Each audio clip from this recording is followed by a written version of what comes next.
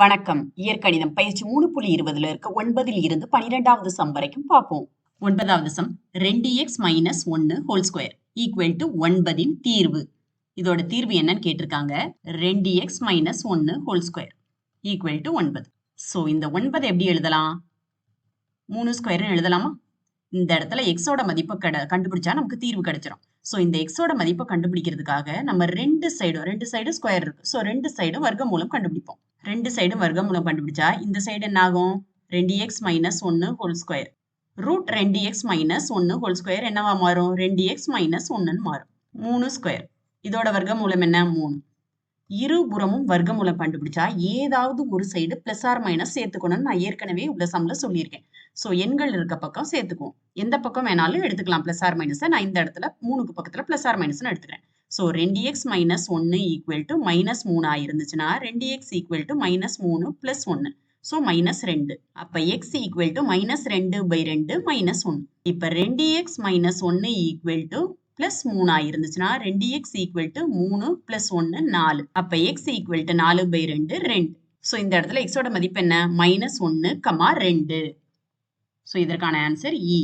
அடுத்தது 10வது sum 4x⁴ - 24x⁴ plus 76x² plus ax plus b ஒரு முழு வர்க்கம் எனில் a மற்றும் b யின் மதிப்பு காண்க. ஸோ இது ஒரு முழு வர்க்கம் கொடுத்துருக்காங்க. இதுல a மற்றும் b யோட மதிப்பை கேட்டிருக்காங்க. ஸோ நீள் வகுத்தல் முறையில தான் இதோட மதிப்பை கண்டுபிடிக்க முடியும்.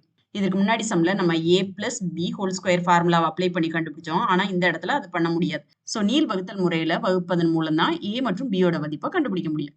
நீள் வகுத்தல் முறையில வகுக்கிறதுக்கு முன்னாடி இந்த பல்லுறுப்புக்கோவை ஒண்ணு ஏறு வரிசையில இருக்கான்னு பாத்துக்கணும், அல்லது இறங்கு வரிசையில இருக்கான்னு பார்த்துட்டு தான் நம்ம வகுக்க ஆரம்பிக்கணும். இந்த இடத்துல எக்ஸோட பவர் 4, எக்ஸோட பவர் 3, x², x அதுக்கப்புறம் மாறிலி. ஸோ இறங்கு வரிசையில இருக்கு. ஏறு வரிசையிலும் இருக்கலாம் அல்லது இறங்கு வரிசையிலும் இருக்கலாம். அடுத்த ஸ்டெப் என்ன?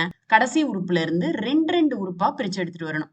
ஸோ இந்த இடத்துல 4x⁴ மட்டும் தனியா இருக்கு.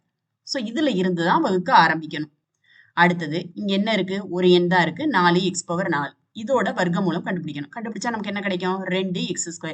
அதை இந்த இடத்துலயும் எழுதணும், இந்த இடத்துலயும் எழுதணும். ஸோ பெருக்கும் போது நமக்கு என்ன கிடைக்கும்? 4x⁴. இதோட குறிய மாத்தணும். பிளஸ் மைனஸா மாறினா இந்த இடத்துல 0ன்னு கிடைக்கும். ஸோ 2 உறுப்பை கீழே எடுத்துட்டு வந்து எழுதணும். அடுத்தது -24x⁴ பிளஸ் 76x². அடுத்தது இந்த 2x² 2ஆல பெருக்கணும். பெருக்கும் போது நமக்கு 4x² கிடைக்கும். அடுத்தது இந்த -24x⁴ இந்த 4x² வகுக்கணும். வகுக்கும் போது நமக்கு என்ன கிடைக்கும்? -6x.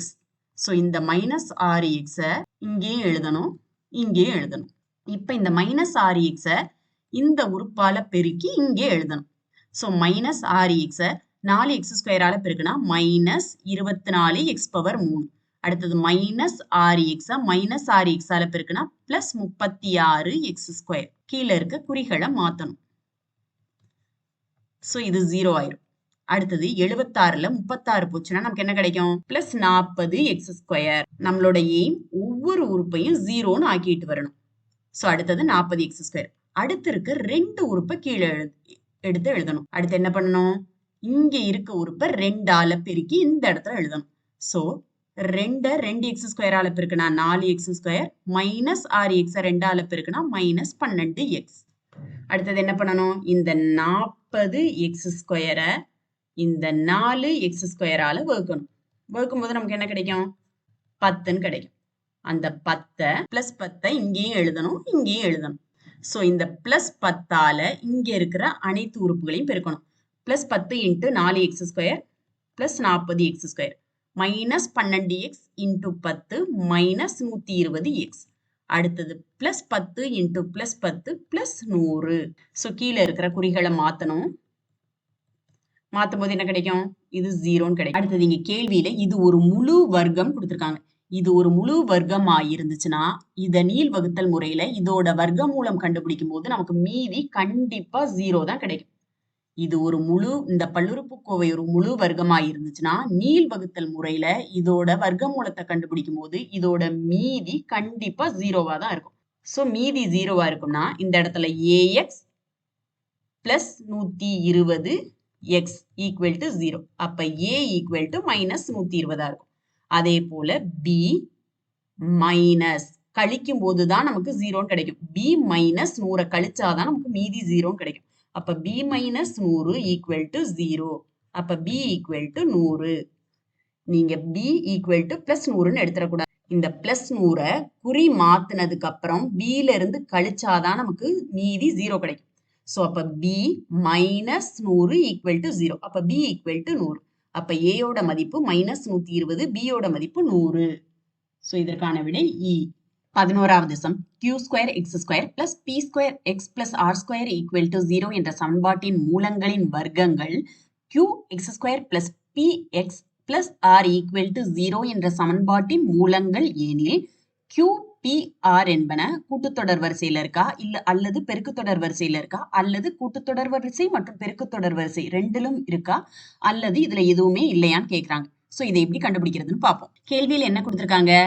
இந்த சமன்பாட்டோட மூலங்களோட வர்க்கங்கள் இந்த சமன்பாட்டோட மூலங்கள், அதாவது q x square plus px plus r இதோட மூலங்கள் q square x square plus p square x square plus r square equal to 0. இங்கே ஈக்குவல் டு 0. இதோட மூலங்களும் எப்படி இருக்கும்னா இதோட மூலங்களின் வர்க்கங்களா இருக்கும்.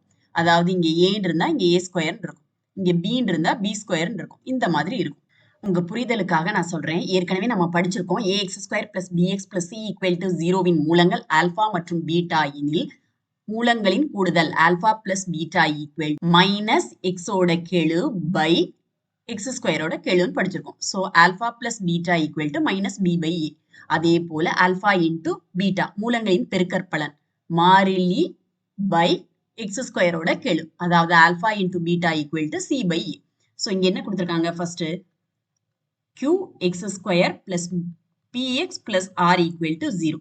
இதோட மூலங்கள் நம்ம ஆல்பா பீட்டான்னு எடுத்துக்குவோம். சோ அப்ப மூலங்களின் கூடுதல் என்னவா இருக்கும்? Alpha plus beta equal to minus எக்ஸின் கெழு பை எக்ஸ் ஸ்கொயரோட கெழு. அதே போல ஆல்பா இன்டு பீட்டா மாறிலி பை எக்ஸ் ஸ்கொயரோட கெழு. அடுத்தது என்ன கொடுத்திருக்காங்க?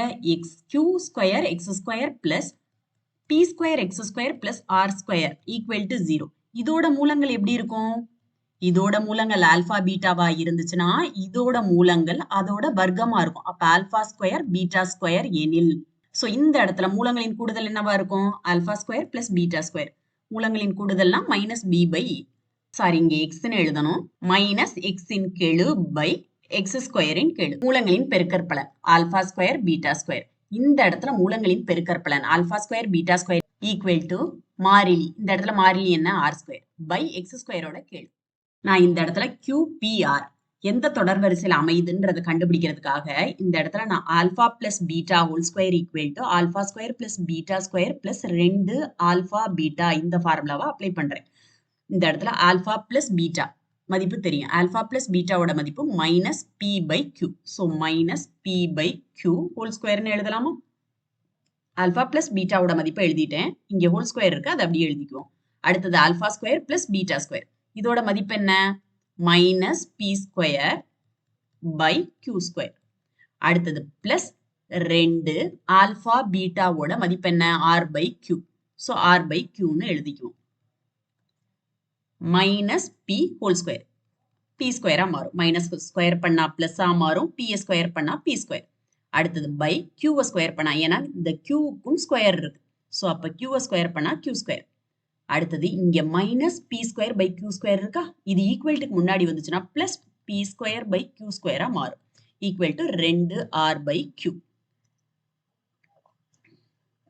இதை ரெண்டையும் நம்மளால கூட்ட முடியும். நம்ம ஏற்கனவே படிச்சிருக்கோம். ஒத்த உறுப்புகளை கூட்டவும் முடியும், கழிக்கவும் முடியும். இது ரெண்டையும் கூட்டினா நமக்கு 2 b square by q square கிடைக்கும்.